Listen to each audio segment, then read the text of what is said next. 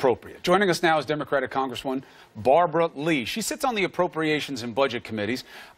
Let's talk policy first, because this matters. On this show, we have been reporting and testing constantly on the idea of why the president, this president, Obama, and Bush before him have been allowed to take military action, often in a way that seems legally to clearly exceed the authority in the 2001 authorization for the use of military force.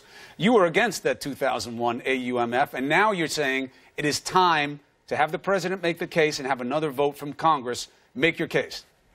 Hi, Chris. What I wanted to make sure I make clear is that 3 days after the horrific attacks of 9/11, Congress passed a 60-word resolution that was a blank check. It authorized the use of force in perpetuity, forever, unless we repeal it and end it. It really set the stage for perpetual war.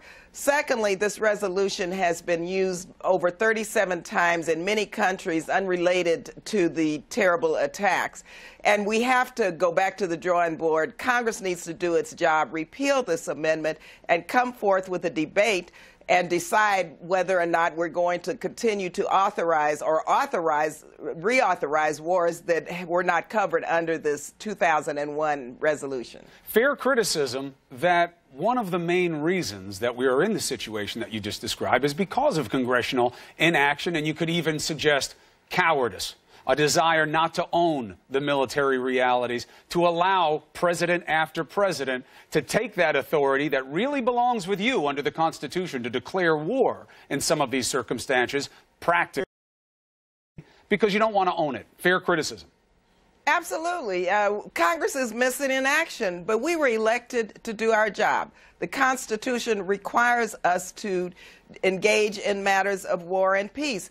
And so, if you ask me, today, given where we were 16 years ago and where we are now, we're building bipartisan support, as we witnessed yesterday in the Appropriations Committee. The American people deserve better. They want us to do our job, and we must insist that we have a congressional debate and vote for these new wars that we're engaged in. Well, also because Syria is an animal of a different stripe here than what we've dealt with in the past, because functionally it seems like the president and many in Congress supporting the move would be endorsing a regime attack, because Assad, no matter how he has enabled ISIS from his own action and inaction, is not seen as a terrorist group, right? This is a regime in charge in Syria, and that's what you would be attacking if you do further military action. That's a meaningful distinction, is it not?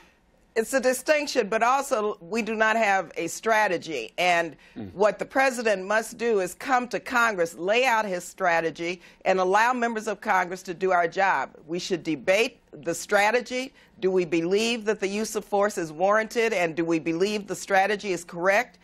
Vote yes. If we don't, vote no. There would be many forms of an authorization that would come to us, but we need a debate. And Chris, minimally, that's what we did yesterday. And I'm very pleased that after so many years and after working with Democrats and Republicans, I mean, it's been 16 years, that we were able to finally come to some bipartisan agreement that we should at least repeal the 2001 and come to Congress for a debate and a new authorization, if in fact that's what the Congress